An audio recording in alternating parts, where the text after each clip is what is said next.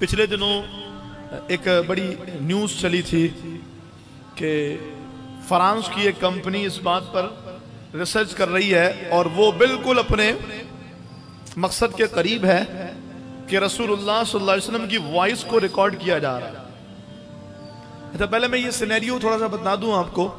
اور آپ مجھ سے زیادہ بہتر بھی جانتے ہوں گے کہ جو ہماری وائسز ہیں، جو ہماری آواز ہے نا، یہ ختم کبھی بھی نہیں ہوتی، یہ فضا میں باقی رہتی ہے۔ تو یہ ممکن ہے کہ کسی کی آواز کو جو ہے نا وہ کیچ کر لیا جائے۔ تو اس کمپنی نے یہ دعویٰ کیا اور پاکستان کے بڑے بڑے لوگوں نے ان کی طرف سے یہ بات بتائی کہ عنقریب وہ کمپنی 1400 سال پہلے رسول اللہ صلی اللہ علیہ وآلہ وسلم کا دیا جانے والا خطبہ بیان کرے گی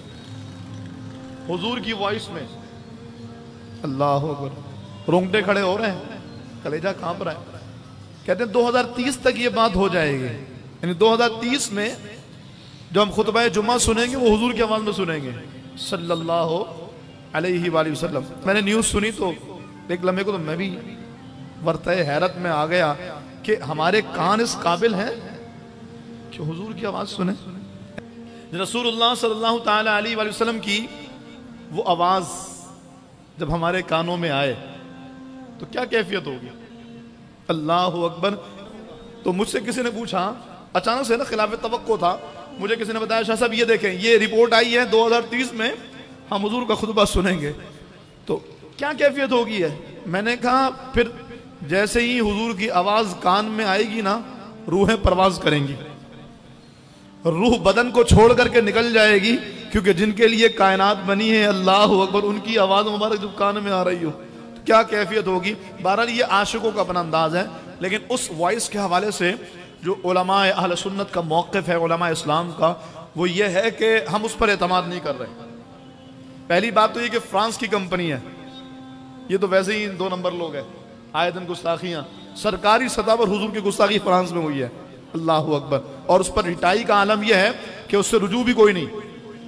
تو ایک تو یہ بات، دوسرے یہ ہے کہ اتنی ساری وائسز میں حضور کی آواز کو کیسے وہ فرق کریں گے؟ چلیں ٹیکنالوجی آ جاتی ہے، حضور کی آواز کو فرق بھی کر لیں گے کہ یہ حضور کی ہی آواز ہے صلی اللہ علیہ وآلہ وسلم۔ ہم نے خطبہ حجت الوداع تو ہمارے پاس موجود ہے نا، ہم نے سن لیا کہ ہاں یہ حضور کا خطبہ آیا ہے، لیکن اس کے بعد کیا ہوگا آپ پتہ ہے؟ پھر بڑی بڑی حدیثوں کو اس ایک وائس کی بہاف پر چھوڑ دیا جائے گا۔ اسلام اور مسلمانوں کے رخ، مسلمانوں کا مزاج، مسلمانوں کا عقیدہ بالکل بدل دیا جائے گا، کیونکہ آج کل جدید سائنس کے مطابق آپ سمجھتے ہیں کسی کی بھی وائس کو کنورٹ کرنا، چینج کرنا کوئی مشکل نہیں ہے۔ ابھی امیر اہل سنت کا ایک کلپ آیا کہ آپ انگلش میں بیان کر رہے ہیں، وہ اصل میں آپ انگلش میں بیان نہیں کر رہے ہیں، آپ کی وائس کو کنورٹ کیا گیا، بالکل ایسا لگ رہا ہے کہ آپ ہی بیان کر رہے ہیں۔ ایک کو میں نے دکھایا، وہ کہ نہیں امیر سنتی ہیں، میں نے کہا نہیں بھائی، وہ دیکھو نیچے کیا لکھا ہے کہ وہ وائس کنورٹ کی گئی ہے اردو سے انگلش میں۔ تو ایسے ہی ایک خطبہ سنا دیا، پھر اسی آواز کے مطابق کوئی آواز بنا کر کے، اللہ اکبر، اسی انداز کے مطابق کوئی انداز بنا کر کے پھر کسی بھی حدیث، کسی بھی روایت، کسی بھی عقیدے اور کسی بھی بات کو رد کر دیا جائے گا اور مسلمان اس کو ماننا شروع کر دے گا۔ تو ہمارے پاس اگر کوئی حدیث بھی آتی ہے نا، اس کو ایسے قبول نہیں کیا جاتا، اس کو قبول کرنے کے ذرائع ہیں، پورا اسماء الرجال ہے، راویوں کے احوال ہیں، متون پر کلام ہوتا ہے، اور پھر جا کے کسی حدیث کی قبول کرنے یا نہ کرنے کا فیصلہ ہوتا ہے۔ تو اس وائس پر یا اس طرف سے آنے والی بات پر ہم اعتماد نہیں کریں گے، لیکن بس یہ خیال ہی کتنا حسین ہے کہ رسول اللہ صلی اللہ علیہ وسلم کی آواز کانوں سے ٹکرائے۔